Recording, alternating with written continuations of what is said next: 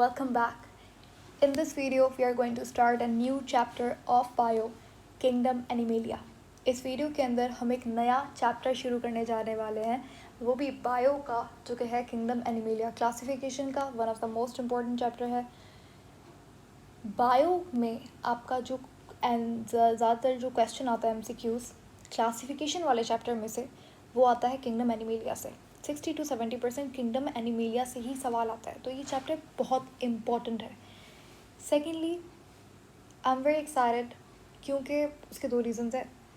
Overall I love teaching bio first, and second, this chapter itself is very interesting. I know a lot of people, even my friends, do not like this chapter क्योंकि बहुत lengthy है and boring है. मुझे भी ये लगता था पहले, but when I actually started learning this chapter in depth and I realized कि कितना it's so much fun to actually investigate कि किस तरीके से आप एनिमल्स को डिफरेंट कैटेगरीज के अंदर डिवाइड करते हो. बट शर्त ये है, कंडीशन ये है कि आप इस चैप्टर को समझो. नाम सब कुछ याद हो जाएगा, क्योंकि आई नो इस चैप्टर में बहुत सारी याद करने वाली चीज़ें. आपको फाइलम के नाम याद करने पड़ते हैं, पता नहीं कितने फाइलम्स वगैरह सब कुछ याद करना पड़ता है, राइट. लेकिन अगर आप इस चैप्टर को एक बार अच्छे से समझ लेते हो ना, आपको एकदम से आपको हो जाएगा कि अच्छा हाइड्रा बोलूँ तो आपको दिमाग में ऐसे आ जाएगा कि अच्छा ये तो नाइजीरिया का है, नाइजीरिया फाइलम का मेंबर है, या फिर सिलेंट्रेटा बोल सकते हो. जेलीफिश बोलूँ तो अकाइनिडर्मेटा का है. प्लेटफॉर्म बोलूँ या फिर प्लेनेरिया बोलूँ, फ्लूक और वर्म बोलूँ तो ये एनिमल्स, अच्छा ये प्लेटियलमेंथिस के हैं. तो इस तरीके से लिवर फ्लूक, तो आपको हर चीज़ याद हो जाएगी. Don't worry about that. Make sure आप ये प्लेलिस्ट पूरी देखें. एंड इस वीडियो के अंदर इंट्रोडक्शन है, हम लोग बहुत अच्छे से देखेंगे अच्छा क्लासिफिकेशन की ज़रूरत ही क्यों है, क्यों हम लोग एनिमल किंगडम को पढ़ते हैं, है क्या एनिमल किंगडम. बहुत लोगों को, इवन इफ़ यू नो कि मुझे तो क्लासिफिकेशन आती है, I know what's the definition of taxonomy, but that's not enough, right. तो stay with me till the end of this video. We'll start with the history. देखो classification, दुनिया में बहुत सारा ऑर्गेनिज्म है. अबाउट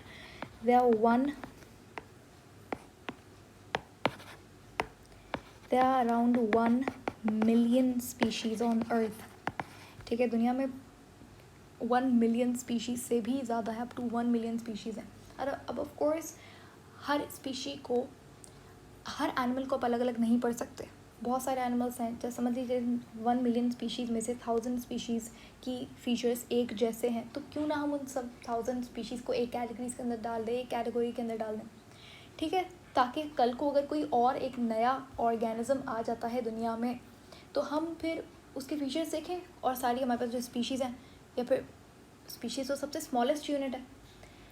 चलो वो भी आपको नहीं पता कि स्पीशीज़ स्मॉलेस्ट यूनिट है, जितना समझ लीजिए कि कल को अगर आपके पास एक नया ऑर्गेनिज्म आ गया, ठीक है, ये कोई ऑर्गेनिज्म है, ये आपके पास ये कोई नया ऑर्गेनिज्म दुनिया में आ गया. अब आपको पता लगाना है कि कौन से इसके फीचर्स, ये किस जैसा है, क्या ये प्लांट है, क्या एनिमल है, क्या बैक्टीरिया ग्रुप से बिलोंग करता है, क्या है ये. तो आप क्या करोगे, इसके फीचर्स और जो हमारे पास पहले से प्री एग्जिस्टिंग स्पीशीज़ या जो भी किंगडम बोलो, फाइलम बोलो, उससे आप इसके फीचर्स मैच करोगे, जिसमें भी फिट हो जाएगा उसमें डाल दोगे. सही है. तो स्पीशीज़ बहुत सारी है, इनका सिस्टमैटिक स्टडी करने के लिए हम लोग इस्तेमाल करते हैं टैक्सोनॉमी का. डेफिनेशन सबको पता है टैक्सोनॉमी की, जिसके अंदर आप classification, branch of biology in which you study classification nomenclature of living organisms, ये तो सबको पता है. लेकिन असल में टैक्सोनॉमी है क्या. देखो, एक ऐसी ब्रांच बायो की जिसके अंदर आप क्या करते हो, आप लिविंग ऑर्गेनिज्म को, हमारे पास 5 किंगडम है, उनमें से किसी एक किंगडम में डाल देते हो, उसका नाम रख लेते हो, ठीक है. ना सिर्फ किंगडम बल्कि उसका फाइलम, उसका जीनस, फैमिली वगैरह सब कुछ पता लगाते हो, उसका फिर साइंटिफिक नेम प्रोड्यूस करते हो. तो इस प्रोसेस को, ये सब कुछ हम लोग करते हैं टैक्सोनॉमी के अंदर, ठीक है. एक लिविंग ऑर्गेनिज्म का नाम रखना, सही है. Even if you talk about human, so when a human is born we are suppose to name that human, right. उसी तरीके से होता है किसी भी लिविंग ऑर्गेनिज्म के साथ, on the basis of taxonomy, कि कोई भी लिविंग ऑर्गेनिज्म है, उसका एक साइंटिफिक नेम है, ठीक है. My name is X for example and your name is Y. ये तो है हमारा नाम, ठीक है. His name is Alan, her name is Kiran, सही है. तो ये हमारे नाम हैं, पर्सनल नेम्स हैं, लेकिन अगर आप टेक्सोनॉमी की या बायो की भाषा में देखो तो हमारा हर स्पीशी का एक पर्टिकुलर नाम होता है, उसे साइंटिफिक नेम बोलते हैं। तो ह्यूमन का जो साइंटिफिक नेम है वो है होमो सैपियन। ठीक है, ये तो बहुत आई नो आप सोच रहे होंगे ये तो बच्चों वाली बातें हो गई, राइट। खैर, अब जो पहला जो कॉन्सेप्ट दिया था क्लासिफिकेशन का वो दिया था एरिस्टोटल ने। अगर ये वीडियो आपके लिए बहुत आसान है अभी तक तो डोंट वरी, आगे आपकी लेवल को मैच करेगा ये, लेकिन you can listen to this on maybe 1.5x या फिर इवन 2x, ठीक है, बट डोंट मिस इट। अच्छा, उसके बाद जो पहली बार क्लासिफिकेशन का कॉन्सेप्ट दिया था वो दिया था एरिस्टोटल ने। एरिस्टोटल ने कहा कि दुनिया में दो तरीके का ऑर्गेनिज्म है, एक है लिविंग और एक है नॉन लिविंग। ठीक है, उन्होंने कहा कि जो लिविंग है ना उसको कैटेगराइज कर दो आप प्लांट में और एनिमल में। ठीक है, जो 2 किंगडम क्लासिफिकेशन दिया था वो एरिस्टोटल ने दिया था। उसके बाद हमारे पास 3 किंगडम आता है, 4 किंगडम आता है, 5 किंगडम आता है। ठीक है, हम लोग जो फॉलो करते हैं वो हम करते हैं 5 किंगडम क्लासिफिकेशन को। 5 किंगडम क्लासिफिकेशन को हम आज तक फॉलो करते हैं। 5 किंगडम क्लासिफिकेशन दिया था वेरी इंपॉर्टेंट आर.एच. विटेकर ने। ठीक है, 5 किंगडम क्लासिफिकेशन के बाद क्या कोई क्लासिफिकेशन आया? यस, आया है। 6 किंगडम क्लासिफिकेशन भी आया है। खैर, उसे जानने से पहले ये समझ लीजिए कि 5 किंगडम क्लासिफिकेशन में क्या था। तो आर.एच. विटेकर ने ये क्लासिफिकेशन दिया था, इसके अंदर 5 किंगडम्स होते हैं। According to this classification there are 5 kingdoms. Kingdoms क्या है? लेवल ऑफ क्लासिफिकेशन के अंदर ना कुछ इस तरीके से ग्रुप्स रखे हुए होते हैं। ठीक है, सबसे हाईएस्ट लेवल ऑफ क्लासिफिकेशन होता है किंगडम, सबसे स्मॉलेस्ट लेवल ऑफ ऑर्गेनाइजेशन होता है स्पीशी। सही है, तो किंगडम 5 होते हैं। स्पीशीज़ तो हज़ारों हैं, दे आर 1 मिलियन स्पीशीज़, लेकिन किंगडम 5 है। कौन कौन से? मोनेरा, प्रोटिस्टा जिसको प्रोटोक्टिस्टा भी बोलते हैं, फंजाई, प्लांटी एंड एनिमेलिया। ठीक है, ये 5 हमारे पास मोटे मोटे किंगडम्स हैं। अच्छा, ये तो है हमारे पास 5 किंगडम क्लासिफिकेशन। अब ये जो आप देख रहे हो ना 6 किंगडम क्लासिफिकेशन, अगर 6 किंगडम क्लासिफिकेशन वैसे हम फॉलो नहीं करते क्योंकि 5 किंगडम के अंदर आ जाता है। उन्होंने क्या किया, जो 6 किंगडम क्लासिफिकेशन दिया था उन्होंने कहा कि ये जो मुनेरा है ना, बैक्टीरिया को बेसिकली बैक्टीरिया वाले ग्रुप को मुनेरा बोलते हैं। अभी हम लोग देखेंगे इसको भी। मुनेरा को इन्होंने डिवाइड कर दिया 2 और किंगडम्स के अंदर, 1 से 2 बना दिए। 6 किंगडम में और कुछ भी नहीं है, बस मुनेरा को एक आर्की बैक्टीरिया का किंगडम और एक यू बैक्टीरिया का किंगडम। आर्की यानी कि ओल्ड प्रिमिटिव, यू यानी कि ट्रू बैक्टीरिया। खैर, अभी आपको ये भी नहीं पता कि मुनेरा के अंदर बैक्टीरिया होता है, तो अगर नहीं समझ में आ रहा है इट्स ओके। पहले हम ये जानने की कोशिश करते हैं कि इन सब में डिफरेंस क्या है। मुनेरा में क्या ह्यूमन मुनेरा में आता है? क्या प्रोटिस्टा में प्लांट आता है? नहीं, ऐसा कुछ भी नहीं है। आइए इसको देखते हैं।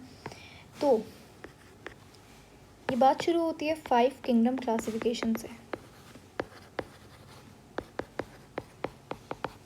5 किंगडम क्लासिफिकेशन दिया था आर.एच. विटेकर ने। इन्होंने कहा कि लिविंग ऑर्गेनिज्म को हम लोग डिवाइड कर देते हैं उनके ओरिजिन, कि वो ओरिजिनेट कहाँ से हुए हैं, उनकी मॉर्फोलॉजी, उनके फीचर्स, उनके कैरेक्टरिस्टिक के बेसिस पे हम लोग इनकी क्लासिफिकेशन कर देते हैं। आइए, तो पहला किंगडम जो है वो है मोनेरा। दूसरा हमारे पास आ जाता है प्रोटिस्टा, जिसको प्रोटोक्टिस्टा भी कहा जाता है। फिर आता है हमारे पास फंजाई, फिर आता है हमारे पास प्लांट, एंड देन हमारा किंगडम एनिमेलिया। सही है, मुनेरा से शुरू करते हैं। मुनेरा जितना भी बैक्टीरिया है दुनिया में वो है मुनेरा। आपको पता है सेल 2 तरीके का होता है, एक होता है प्रोकैरियोटिक सेल, एक होता है यूकैरियोटिक सेल। प्रोकैरियोटिक सेल कौन सा होता है?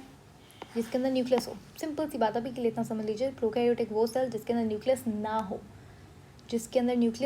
हो, नो न्यूक्लियस, कोई ऑर्गेनल नहीं होता, राइबोसोम के अलावा कोई न्यूक्लियस नहीं होता, वो है prokaryotic cell. Bacteria prokaryotic cell है, कोई न्यूक्लियस नहीं होता उनके पास। हमारा सेल अगर आप देखो, प्लांट सेल देखो, फंजाई सेल देखो, हमारा सेल क्या है? हमारे सेल के अंदर न्यूक्लियस है, प्रॉपर ऑर्गेनल्स रहते हैं सारे। ठीक है, तो हम लोग यूकैरियोट्स हैं। सही है, थैंकफुली वी आर यूकैरियोट्स। अच्छा, मुनेरा के अंदर आता है प्रोकैरियोटिक ऑर्गेनिज्म, प्रोकैरियोट आता है। उसके बाद मुनेरा यूनी है या मल्टी सेल्यूलर है? सारा का सारा मुनेरा है यूनिसेल्यूलर, यानी कि एक सेल से बना होता है, सिंगल सेल। अब आ जाते हैं प्रोटिस्टा के ऊपर। प्रोटिस्टा या फिर प्रोटोक्टिस्टा के अंदर आता है यूकैरियोटिक। बहुत सिंपल करके पढ़ेंगे, फंजाई, प्लांटी, एनिमलिया, ये जितना है ये सारा का सारा क्या है, यूकैरियोटिक है। याद करने की कुछ ज़रूरत ही नहीं। मुनेरा क्या है, प्रोकैरियोट है।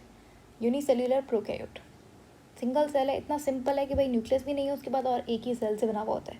जबकि ये जो 4 और फाइलम्स हैं ये सब के सब क्या है, यूकैरियोट हैं। प्रोटिस्टा जो है वो यूनिसेल्यूलर होता है, ठीक है। प्रोटिस्टा आपसे पूछ सकते हैं, protista is the only phylum which is unicellular eukaryote. बाकी ये तीनों क्या हैं, ये तीनों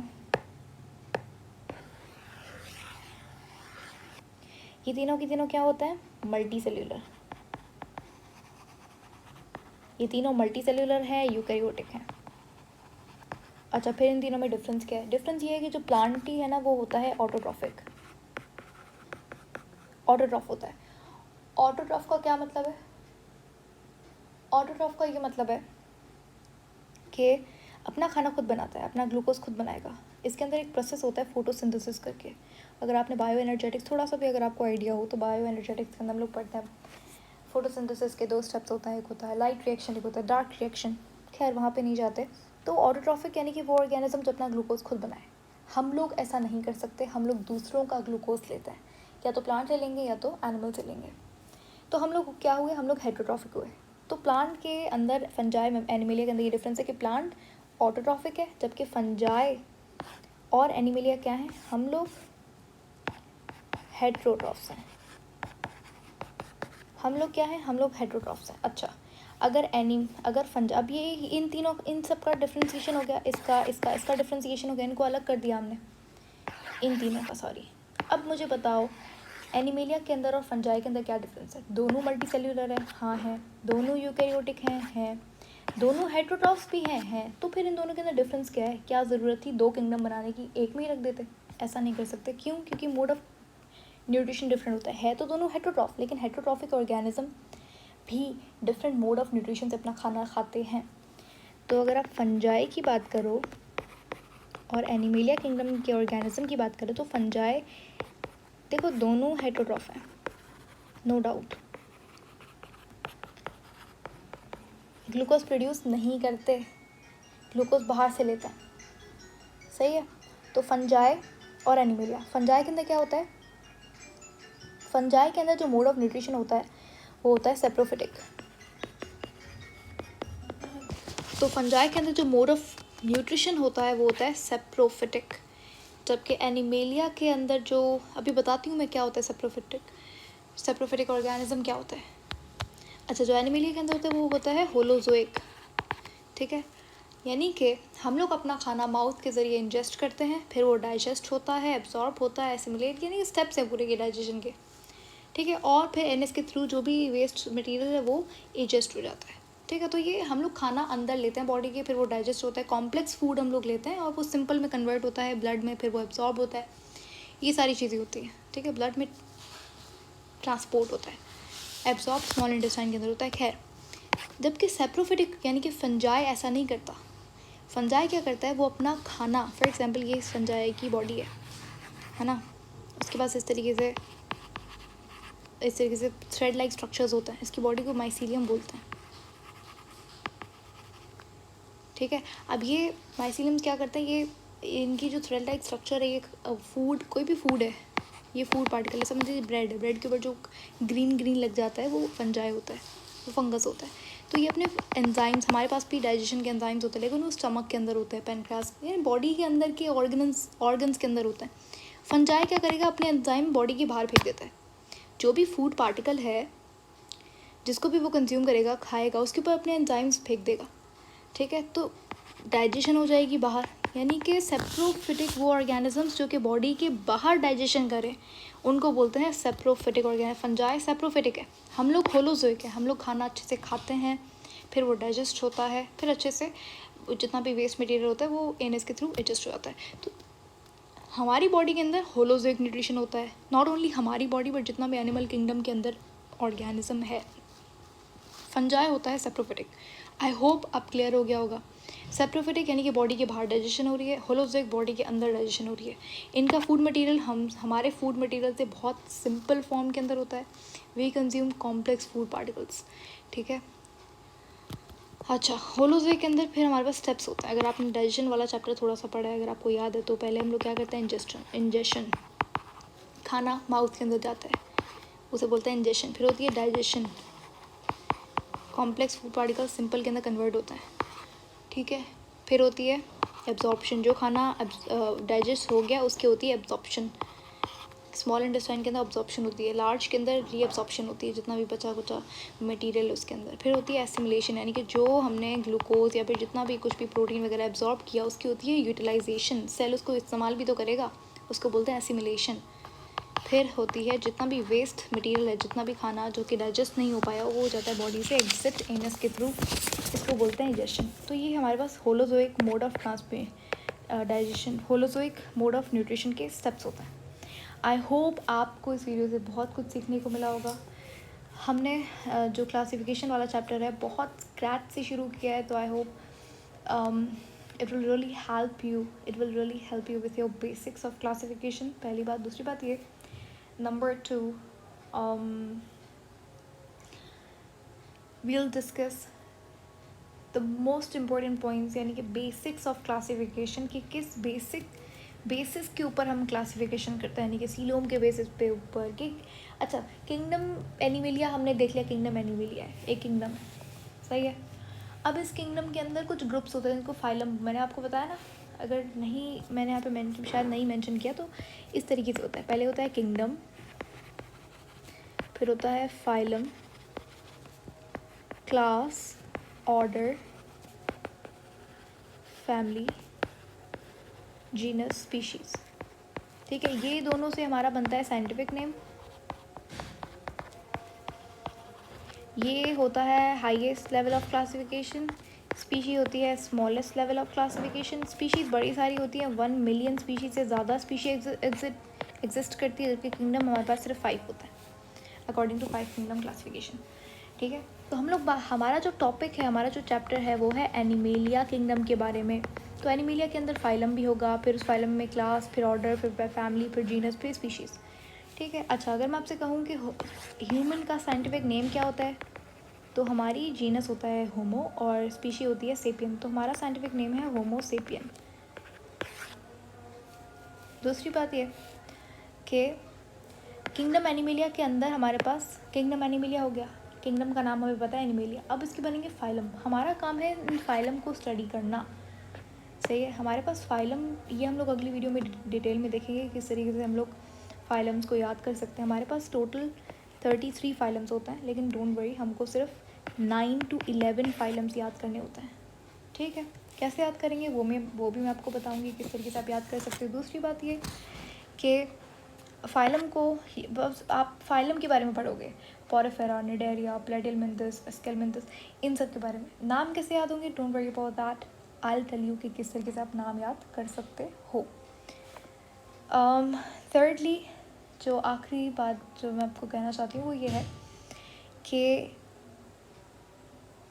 फाइलम को डिस्कस करने से पहले हम लोग देखेंगे कि किस बेसिस के ऊपर हम एनिमल्स की बात कर रही हूँ, नॉट ऑर्गेनिज्म, जितना भी ऑर्गेनिज्म उसकी नहीं, एनिमल्स को, एनिमल किंगडम है ना हमारा, एनिमल्स को किस बेसिस के ऊपर हम लोग अलग अलग फाइलम में रखते हैं, किस बेसिस के ऊपर 33 फाइलम बना दिए, तो वो हम लोग पढ़ेंगे कि सीलोम होता है, प्रिसिमेट्री होती है, फिर एम्ब्रियोनिक डेवलपमेंट होती है, प्रोटोस्टोम, ये सारी टर्म्स आपको देखने को मिलती है। तो ये बेसिक्स है, बेसिक्स ऑफ क्लासिफिकेशन, कुछ 5-6 टॉपिक्स होते हैं इसके अंदर, and then will start the phylum, first phylum Porifera, ठीक है। तो until then, revise, take care,